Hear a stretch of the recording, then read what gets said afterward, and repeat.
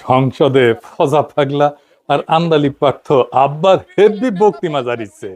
বাঙ্গু secular Awami বাম মহলে heavy হাততালি পাইতেছে। হাততালি দেন সাহেব, হাততালি দেন। আছে এপিসোডের পরে দর্শকরা কবে কার হাততালি আসলে পাওনা হইল। আন্দালি পার্থর লগে সামনাসামনি তর্ক করা গেলে জমলো হইনি। যাই হোক, আজকে দুইজনেরই ধর্ম এই এপিসোডের দুইটা পর্ব হবে। আজকে দুইজনের বক্তব্য খণ্ডন। ফজা তো মিথ্যাবাদী, তাও ওরা ধরা লাগবে। আর দ্বিতীয় এপিসোড হবে জুলাই আর ৭১ নিয়ে আমার প্রস্তাবনা, কোনটা আসলে আমাদের ইতিহাসের অংশ আর কোনটা না। আন্দালি পাথরে তার বক্তৃতা নিয়ে ডলা দিতে পারলে মজাই লাগে। তাইলে আসেন এইবার তুলা ধনা করি দুইজন রে একে একে। প্রথমে ফজা পাগলা, এইটা সাহেব তুলা ধনার সাউন্ড হবে। দেন শুরু করেন, আল্লাহর নামে শুরু করি। আসেন। ফজা তো মিশা কথা বলেই, তার উপরে ভুলভাল কথা বলে। ওর মিশা কথা নিয়ে একটা ভিডিও বানিয়েছিলাম, এই যে দেখেন, কিসের মুক্তিযুদ্ধ করেছে ওইটা দেখাইছিলাম। ওটি এটা আমার কইতে খারাপ লাগতেছে, কিন্তু না কইও পারি না।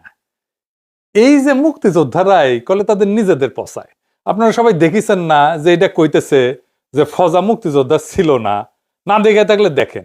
যে ফজলুর রহমান ভাই আমরা সম্মান করি, সে রাজনীতি করে, তবে তার কোনো চরিত্র আছে বলে আমি মনে করি না।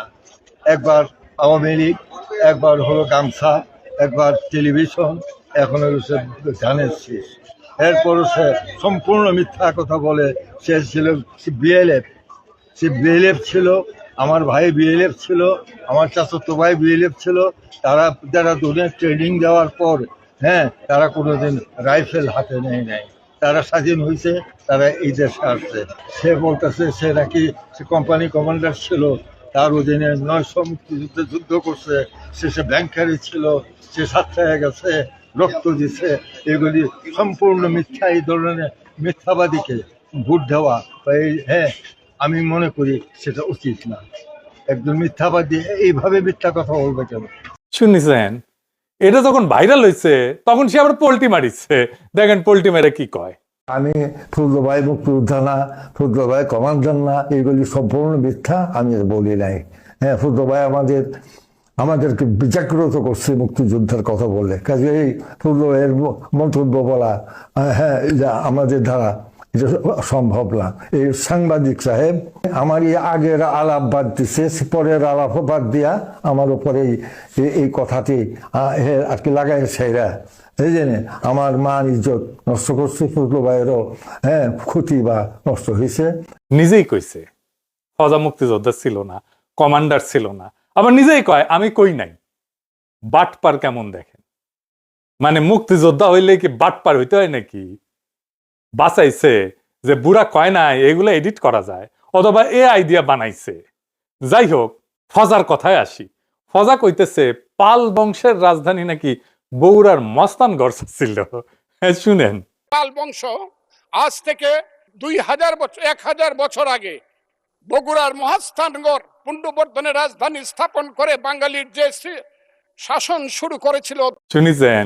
এ বালছুন, পাল রাজাদের রাজধানী মহাস্থান ছিল নাকি রে বালছুন? মুরুক্ষ সোদা, এটাকে মুক্তিযুদ্ধের ইতিহাস পাইছু মনের মাধুরী মিশা কবু। পালেদের রাজধানী ছিল গৌড়। মালদা, মুর্শিদাবাদ, রাজশাহী, চাঁপাইনবাবগঞ্জ এই এলাকায় অনেক জায়গায় ঘুরিছে। পাটলিপুত্র টুত্র মেলা জায়গায় গেছে, এমনকি বিক্রমপুরেও আসিছে, কিন্তু কোনোদিনই মহাস্থানগড়ে তা যায়নি। বরেন্দ্র অঞ্চলে ছিল, বরেন্দ্র অঞ্চল। ভুলভাল ইতিহাস করলে গেলে তোর ব্যবস্থা হবে, দাঁড়া তোর কি করা হবে সেটা পরে দেখাচ্ছি। আবার দেখেন কইতেছে নীলকরের অত্যাচারে ৭৪-এর মন্বন্তর হয়েছিল, তখন নাকি মায়েরা ছড়া কাটতো, খোকা ঘুমাইলো, পাড়া জুড়াইলো, বর্গি এলো দেশে। শুনেন। যখন ১৭৫৭ সনে মির্জাফরের বিশ্বাসঘাতকতায় সিরাজউদ্দৌলার পতন হয়েছিল, নীল সাহেবদের অত্যাচারে যখন মানুষ জর্জরিত হয়েছিল, ১৭৭০ সন যাকে বলা হয় ৭৪-এর মন্বন্তর, সেই সময়ে যখন বাংলার ১/৩ লোক না খেয়ে মরেছিল, নীল সাহেবদের অত্যাচারে যখন বাংলার মায়েরা কেঁদে কেঁদে ছড়া বলতো, ছেলে ঘুমালো, পাড়া জুড়ালো, বর্গি এলো দেশে, বুলবুলিতে ধান খেয়েছে, খাজনা দিব কিসে, ধান ফোরালো, পান ফোরালো, খাজনার উপায় কি, আর কটা দিন সবুর করো রসুন বুনেছি। শুনেছেন? এ বালছুন, ওটা ৭৪-এর মন্বন্তর না, ৭৬-এর মন্বন্তর। এটারে ৭৬ বলা হয়, কারণ ইংরেজি ১৭৬৯ থেকে ১৭৭০ এই সময়টা হয়েছিল মন্বন্তর। ওটা বাংলা সনে ছিল ১১৭৬ বাংলা, তাই নাম হয়েছে ৭৬-এর মন্বন্তর। লিগায় নিছে, দেখেন দেখেন লিগে লিগে তাও ভুলভাল বলে, লিগে বানতে পারে না ঠিক মতো। এইগুলো সংসদে গেছে, মানুষের পাবলিকের টাকা এত খরচা করে করছে এখানে। আর খোকা ঘুমালো পারে জলে রেখে নীলকরদের অত্যাচারের টাইমের সরা নাকি হালা বালচুন মূর্খ সোদা। বর্গী তোর পিতৃভূমি ইন্ডিয়ার মারাঠা আদর্শু, বাংলা আসতো আলীবর্দী খানের টাইমে। বর্গীদের বিরুদ্ধে আলীবর্দী খান মানে এই সিরাজউদ্দৌলার নানা, বর্গীদের বিরুদ্ধে আলীবর্দী খান, তরুণ সিরাজউদ্দৌলা, মির্জাফর আলী খা যুদ্ধ করে, মির্জাফরের বিরুদ্ধে বর্গীরা পরাজিত হয়।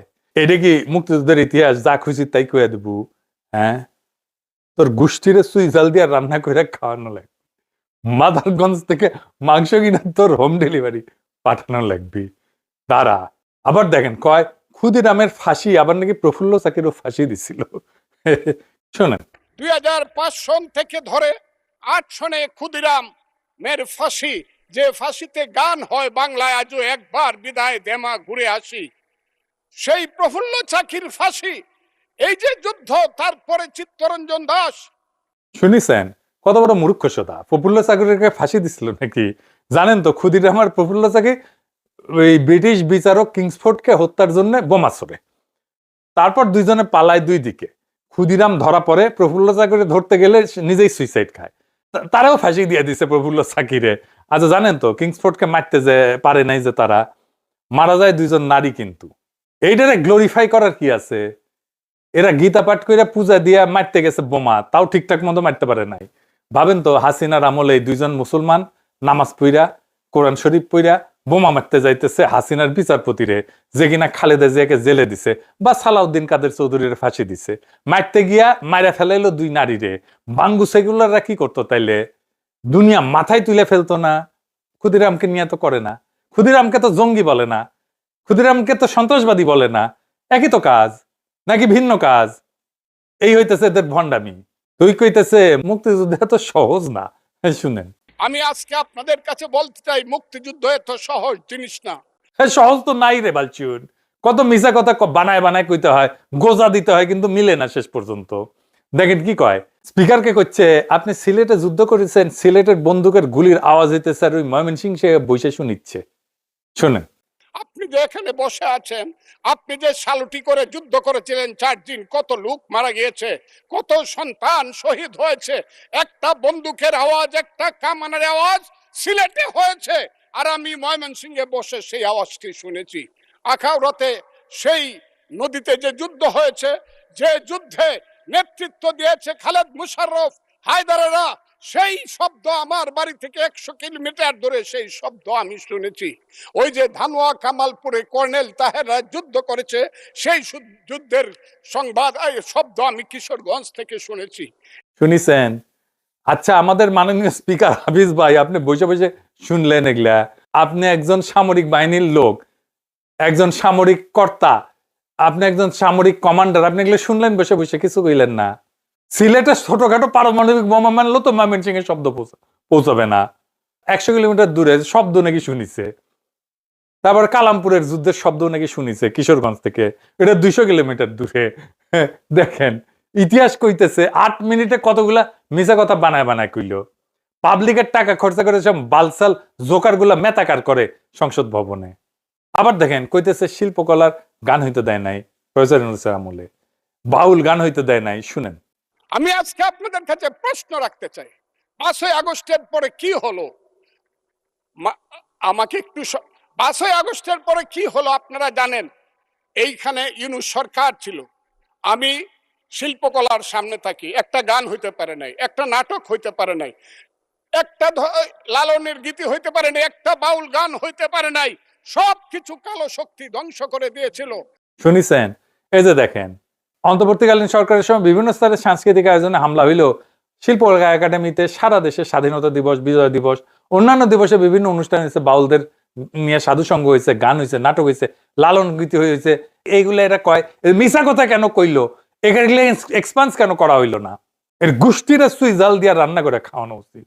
খাওয়া দেন এডিটর সাহেব। এবার আমি তোর গোষ্ঠীরে চুই ঝাল দিয়ে রান্না করে খাওয়ামু, ওরে মাদার গঞ্জ থেকে মাংস কিনে তোরে হোম ডেলিভারি পাঠামু, আমি তোর গোষ্ঠীরে চুই ঝাল দিয়ে রান্না করে খাওয়ামু।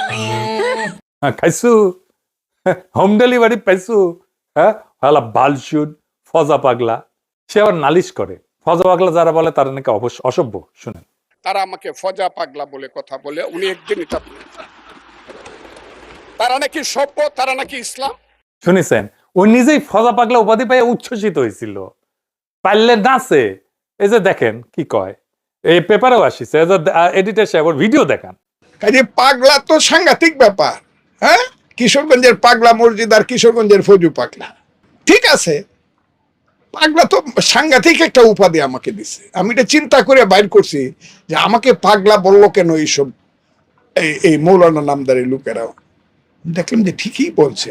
দেখেছেন? আচ্ছা বলেন, তোর কি মাথা মোতা ঠিক আছে? নাই তো, পুরাই আওলায় গেছে। এই হইতেছে মুক্তিযুদ্ধের বীর আইকনিক ফিগার। এই মুক্তিযুদ্ধ কি মাল তাইলে বুঝেন তাইলে? মুক্তিযুদ্ধ তাইলে কি জিনিস? এই সংসদের রাজাকার কইয়া হুঙ্কার দেয়। দেখেন, আমি বলতে পারবো কিনা কথাটা আপনি, এই আলবদর রাজাকারের বাচ্চারা এখনো কিন্তু ফজলুর রহমানদের মতো মুক্তিযোদ্ধারা জীবিত আছে। এই দেশে মুক্তিযুদ্ধ হয়েছে। দেখেছেন? হাসিনাও এক রাজাকারের বাচ্চা কইয়া হেলিকপ্টারে ভাগিছে। এই যে দেখেন। তার মানে কি মুক্তিযোদ্ধার সন্তান নাতিপুতিরা কেউ মেধাবী না, যত রাজাকারের বাচ্চারা নাতিপুতি হলো মেধাবী, তাই না? তারপরে সে ঐতিহাসিক মিছিল শুরু হইলো ঢাকা বিশ্ববিদ্যালয়। ইতিহাস পাল্টায় গেল, তুমি কে আমি কে, রাজাকার রাজাকার।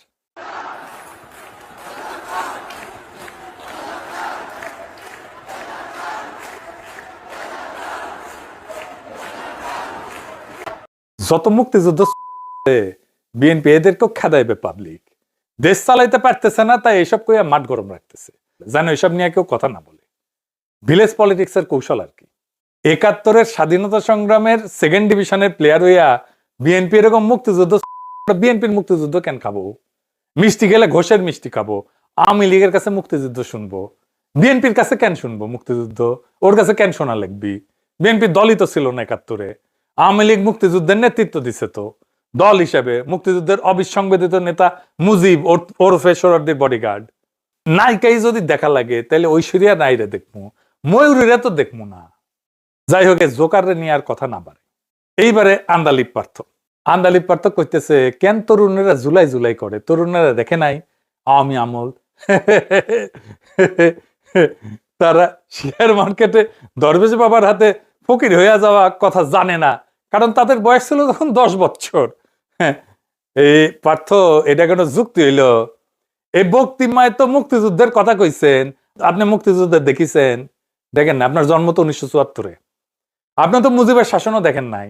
ওদের তো বয়স 10 বছর। আপনি তো মুজিবের আমলে বিছানায় হাগু করিচ্ছিলেন যখন মুজিবের বাকশাল চলে। আপনি ৭১ বুঝতে পারবেন, মুক্তিযুদ্ধ বুঝতে পারবেন, আপনি মুজিবের বাকশাল বুঝতে পারবেন। আপনি তখন বিছানায় হাগু করেন, সেটাকে ধারণ করতে পারবেন। আর আজকে তরুণরা পারবে না। কি চমৎকার যুক্তি! হ্যাঁ, জানলেও সেটা ফিল করে না নাকি? শুনেন, আওয়ামী লীগ আমলে কোনো অব্যবস্থা হয় নাই বিদ্যুৎ খাতে। আওয়ামী লীগ আমলে হয়েছে লাগামহীন দুর্নীতি আর চুরি বিদ্যুৎ খাতে, এবং সেই বোঝা আমরা এখনো বয়ে বেড়াচ্ছি। আমি এই কথাটা সম্মানের সাথে এই জন্য বলি, কারণ আমি কয়েকদিন ধরে আই ওয়াজ ওয়ান্ডারিং যে কেন তরুণ সমাজরা বারবার শুধু জুলাইতে এই ৩৬ দিনের কথাই বলে। দেন আই রিয়েলাইজড যে আমরা ২০০৮ থেকে গত ১৭ বছরের আওয়ামী লীগের অত্যাচারের কথা তাদের সাথে কানেক্ট করতে পারি নাই। আমার সামনে বসা মাননীয় সংসদ সদস্য আমার ভাই নাহিদ, হাসনাত, দে আর অনলি 28 years of age। 18 বছর আগে তাদের 10 বছর বয়স ছিল। তারা শেয়ার মার্কেটের দরবেশের অত্যাচারে 30 লক্ষ লোকের ফকির হয়ে যাওয়ার কথা জানে না, জানলেও সেটা ফিল করে না। বিডিআর পিলখানার কথা ফিল করে না, হয়তো জানে। তারা হেফাজতের সময় আলেম ওলামাদের রাস্তায় কান ধরে উঠায়া বসার সেই অপমানের কথা ফিল করে না। We couldn't connect to them. কি ভয়ানক কথা! কেমনে জানলেন ফিল করেন না? আপনি কি অন্তর্জামী? 17 বছর নাকি ছোট ছোট জুলাই করিছে এ পার্থরা? আমি পারতো দেখাই, আপনি জেল থেকে বের হয়ে কি কইছিলেন? প্রতিক্রিয়া তো এই বৈষম্য বিরোধী ছাত্র আন্দোলনে এতগুলি মানুষ মারা গেছে, এটা তো আসলে আমাদের জন্য প্রচন্ড দুঃখজনক একটা ব্যাপার। এই ঋণ তো আসলে আমরা শোধ করতে পারবো না, এবং এই রক্ত বিসর্জন দিয়ে তারা আমাদের যা উপহার দিয়েছে, এই দেশকে যা উপহার দিয়েছে, সত্যি কথা বলতে রাজনীতিবিদ হিসেবে তো আমরা তা দিতে পারি নাই। এবং আমরা চাই যাতে এই রক্তের সঠিক সম্মান আমরা দিতে পারি, আমরা আগামীতে একটা ভালো রাষ্ট্র এই জাতিকে দিতে পারি। আমরাও 17 বছর অনেক কষ্ট করেছি, অনেক কিছু করেছি, হয়তো কাঙ্ক্ষিত লক্ষ্যে পৌঁছাতে পারিনি। মহান আল্লাহ হয়তো এতগুলি রক্তর মাধ্যমেই এই জিনিসটা আমাদেরকে দিয়েছে। আমি একদিকে তো অবশ্যই ওদের আত্মার রুহুর মাগফিরাত কামনা করি, অন্যদিকে এই দুঃখের মধ্যেও জাতিকে অভিনন্দন যে জাতি একটা ইনশাআল্লাহ নতুন বাংলাদেশ দেখতে পাবে সামনে। এই নতুন বাংলাদেশ বানাইতেছেন, এই আপনার কৃতজ্ঞতা। হ্যাঁ, আপনি যে পার্থ এত বাক্য জারিলেন ফ্যাসিস্ট শাসন নিয়া, আপনি ওই ফ্যাসিস্ট আমলে তো হাসিনার প্রশংসা করতে করতে কায় থুয়া পড়ে যেতেন। সোহরাওয়ার্দীর বডিগার্ড তো আপনার প্রেরণা ছিল। আমি ব্যানে ব্যানে করছি না, আপনি নিজেই কইছেন। দেখেন কি কইছিলেন, এডিটর সাহেব দেখান, শোনায় দেন। আর আপনি যদি মনে করেন হ্যাঁ ইন্সপিরেশন কার কোনটা ভালো লাগে, সেক্ষেত্রে আই এম ভেরি ওপেন। আমি যে কারো কোয়ালিটি ভালো যেটা সেটা আমি গ্রহণ করতে পারি। আমি বঙ্গবন্ধুর বলিষ্ঠতা আমার খুব পছন্দ, আমার মামা শেখ ফজলুল হক মনির অর্গানাইজিং ক্যাপাসিটি আমার খুব পছন্দ, বর্তমান প্রধানমন্ত্রী যেভাবে ক্রাইসিস হ্যান্ডেল করে সেটা আমাকে খুব মুগ্ধ করে। শুনেছেন?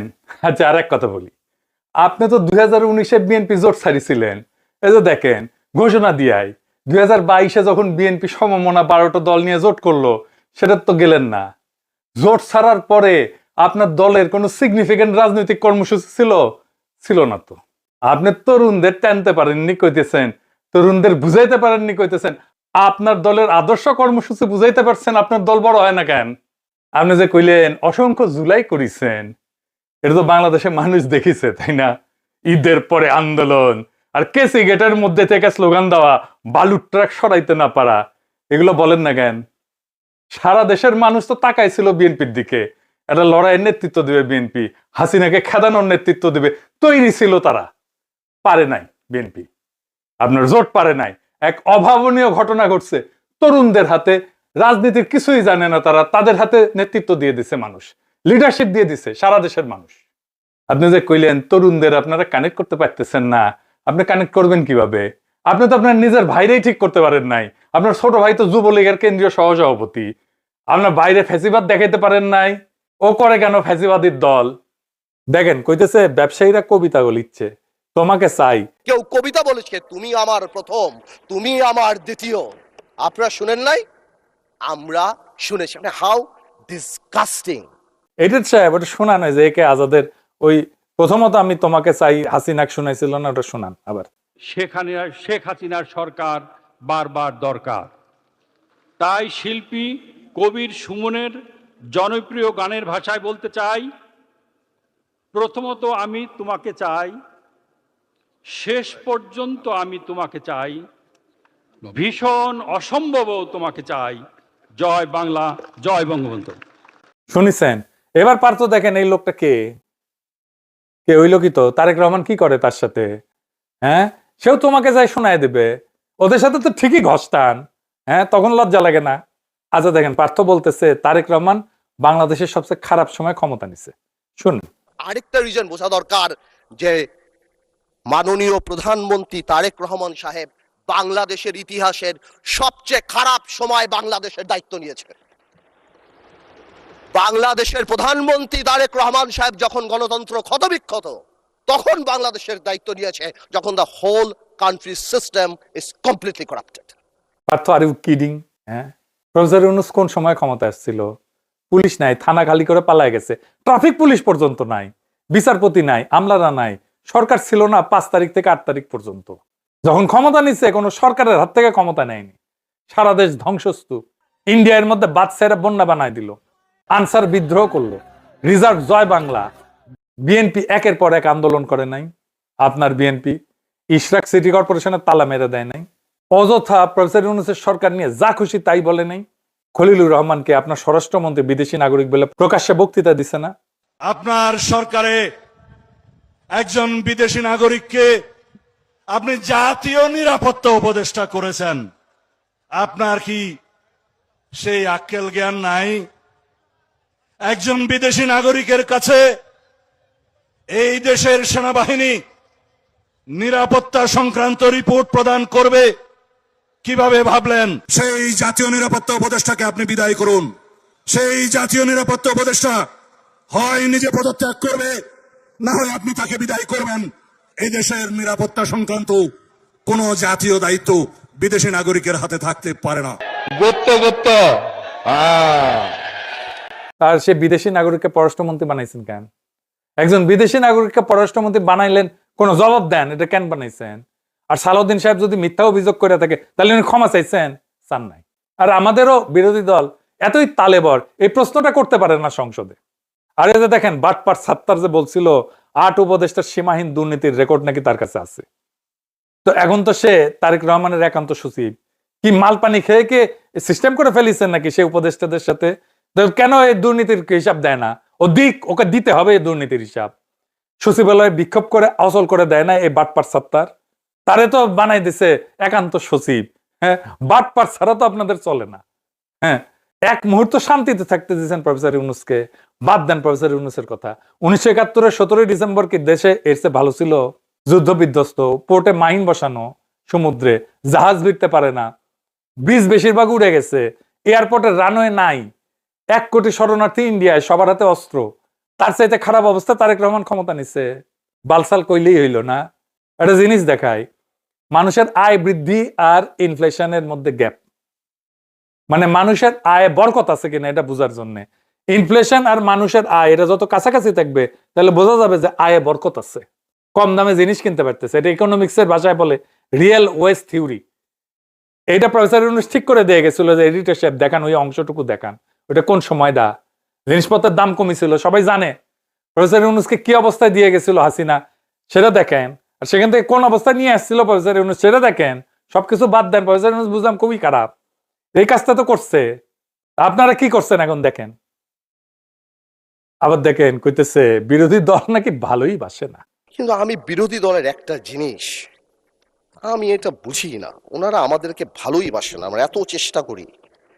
ওনারা বলে না, আমি বলে না স্পিকার বলে না, তুম হামসে মোহাব্বত করো হাম বেওয়াফা নেহি করেঙ্গে।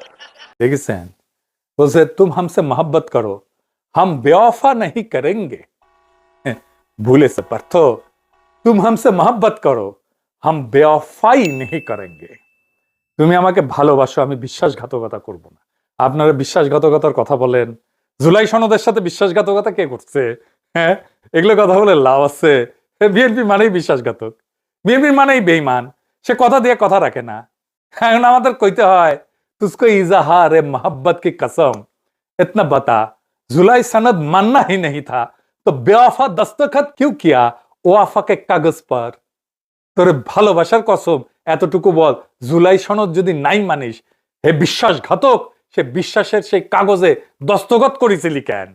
আবার কয় উর্দুতে কইলাম, মানে খোটা দিচ্ছে জামাত ইসলামকে, উর্দুতে বললে নাকি ভালো বুঝবে। শুনেন, তুম হামসে মোহাব্বত করো হাম বেওয়াফা নেহি করেঙ্গে। না না, মানে বলে উর্দুতে বললাম যাতে বুঝতে সুবিধা হয়। উর্দু বই দেখছি একটা, আমি একটা উর্দু বই দেখছি, ওই যে পিছে উর্দু বই একটা, এটা পিওর উর্দু না পার্থ, এটা হিন্দুস্তানি, বোম্বে সিনেমার ডায়ালগ। আমাদের টাইমে মোহাম্মদ রফির একটা গান ছিল, হ্যাঁ, ওইখানে বেওয়াফা শব্দটা ছিল। হ্যাঁ, এটা বিশ্বাসঘাতকতা নিয়ে গান। আমরা তো গাইবার পারি না, কিন্তু পুরানা গান তো চ্যাংড়া প্যাঁড়া শুনলে হয়তো বুঝবার পারবি আর কি। গানটা ছিল ইনকে আর কি, क्या हुआ तेरा वादा ओ कसम ओ इरादा भूलेंगा दिल जिस दिन तुम्हें ओ दिन जिंदगी का आखिरी दिन होगा।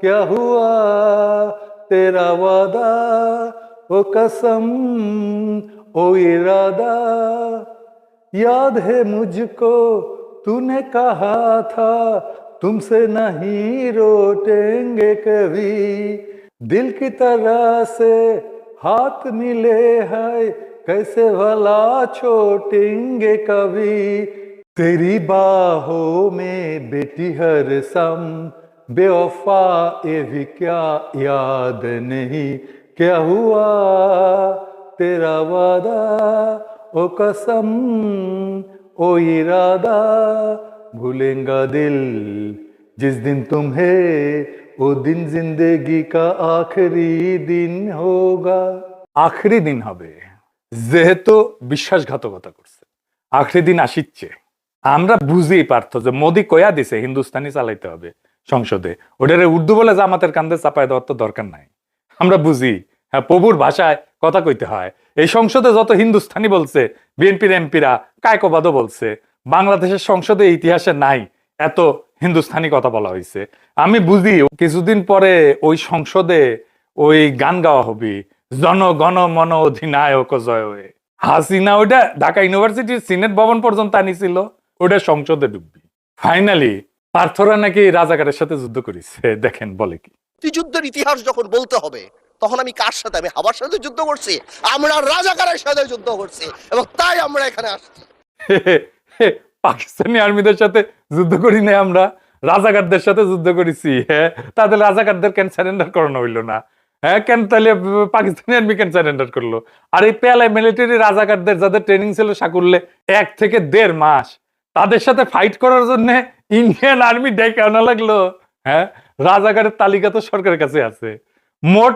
10,789 জন হাসিনার নামধাম প্রকাশ করছিল এই হইতেছে টোটাল রাজাকার আর মুক্তিযোদ্ধা আছে 2 লাখ মানে 2 লাখ মুক্তিযোদ্ধা এই 11,000 রাজাকারের সাথে যুদ্ধ করছে তারপরে ইন্ডিয়ান আর্মিকে ডেকে আনতে হয়েছে এবার এটা নিয়ে গব্বে বাঁচে না হ্যাঁ দেখেন কি অবস্থা হ্যাঁ এই 11,000 স্বল্প ট্রেনিং পাওয়া রাজাকার আপনাদের মতো বীরদের হাগা ছুটাই দিল 9 মাসে কিছু করতে পারলেন না আর হাগা এমন ছুটেছে যে 55 বছর সে যা ডাইরেক্ট হয়েছিল সেটা ভালো হইতেছে না রাজাকারই তো সমস্যা এগুলোর নাম ধরে বিচার করেন কেউ তো মানা করে না আছে তো লিস্টি আর হ্যাঁ তারেক রহমানের কাছে সোহরাওয়ার্দীর উদ্যানে আরেকবার সারেন্ডার করবিনি রাজাকার বাহিনী তারেক রহমান মুক্তিযোদ্ধা বানানোর বিএনপির হাউস পূরণ হবে জমে একেবারে ক্ষীর হয়ে যাবে কইরা ফেলান